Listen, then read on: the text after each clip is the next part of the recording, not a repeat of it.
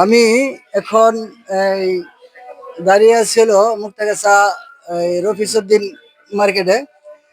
তা এখানে এই যে একটা ব্যানার দেখতে পাচ্ছেন ফেস্টুন, হ্যাঁ এটা হচ্ছে একটা এমএস ইউনিটির ব্যানার।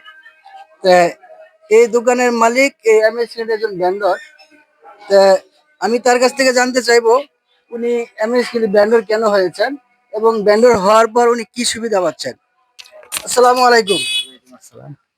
আপনি কেমন আছেন? হ্যাঁ, ইনশাআল্লাহ আলহামদুলিল্লাহ ভালো। আচ্ছা, এই যে আপনি যে এখানে এমএস ইউনিটি ভেন্ডর হয়েছেন, হ্যাঁ কেন হয়েছেন? এই ইউনেস্কো ভেন্ডর হয়ে আমার ব্যবসা অনেক লাভবিত হয়েছে, তার জন্য আমি ইউনেস্কো ভেন্ডর হয়েছি। তার জন্য হয়েছেন। জি। আচ্ছা, আপনি কি ভেন্ডর হওয়ার পরে কি আপনার সুবিধা কি কি সুবিধা পাচ্ছেন?